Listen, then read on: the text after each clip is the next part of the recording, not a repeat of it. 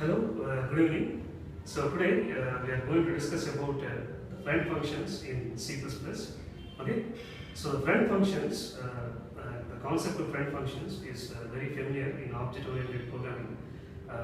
So until now we have focused on in an encapsulation concept in C++, which emphasizes more on the access of numbers such as private numbers. So we have two different types of class numbers. Which the first one is private numbers, and the second one is public numbers. Okay. So we know that the accessibility of public numbers is throughout the class and outside the class also. When coming to the private numbers, the accessibility of the private numbers lies only within the class. Okay. So with the introduction of the concept of friend functions, we can make the private numbers of the class accessible outside the class also. Okay. So this is made possible with the help of a friend keyword. Okay. So let me give an example here.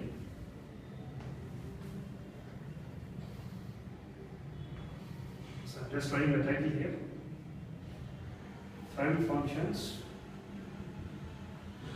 in C++. Okay. So suppose if you take a class like this, class called integers. So class integers. Okay. So let's say it has two numbers, private numbers. Let's say private int, let's say a comma p. Okay. So just defining the class called as integers. We have in the private section we are taking the two variables int a and b, and in the public section.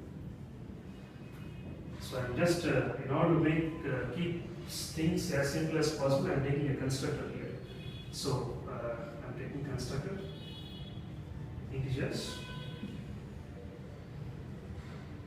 and as we know that the duty of constructor is to set some initial values or default values to the private numbers of the class. So that's what I'm doing here.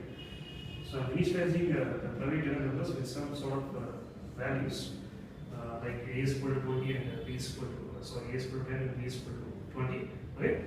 So now our idea is to define a function outside the class and make that function as a friend to our class integers in such a way that we are able to access these private numbers and perform some operation on these numbers. Okay.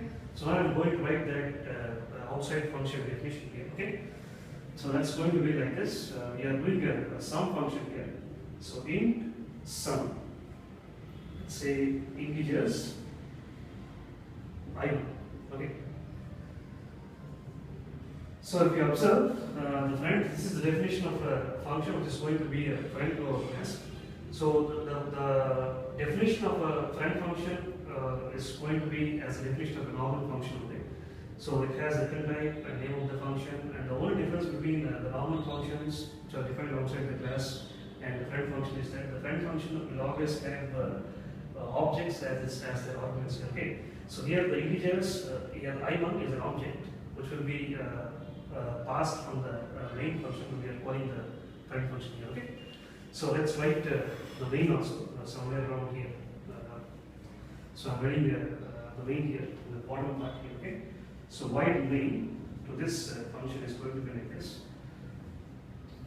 So first we have the main function. First we are creating an object for the integers class.